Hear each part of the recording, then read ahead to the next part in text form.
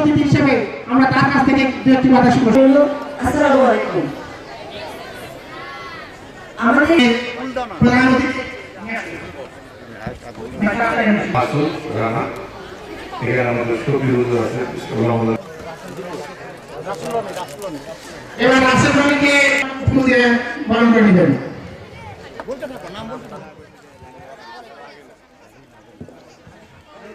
যে বিএনপি ক্ষমতায় গেলে অবশ্যই এই দেশের সকল ছাত্র ছাত্রীর জন্য সবচেয়ে বেশি বাজেট, সবচেয়ে বেশি অর্থ এই শিক্ষাগত বরাদ্দের ব্যবস্থা উনি করেছে। ফুলের তোরা যে অনেকে অনেক লয়ার হতে পারে, রাইট?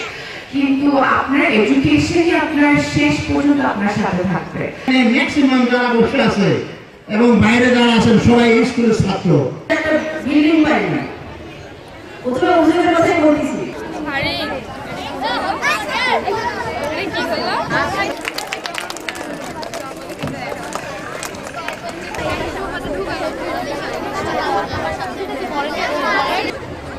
এবারে ইউনিয়ন বিএনপির সাধারণ সম্পাদক জনাব চিন্তা চেতনার আলোকে আমরা আজকে আপনাদের দিচ্ছেন যারা ধরে রাখেন ভাই,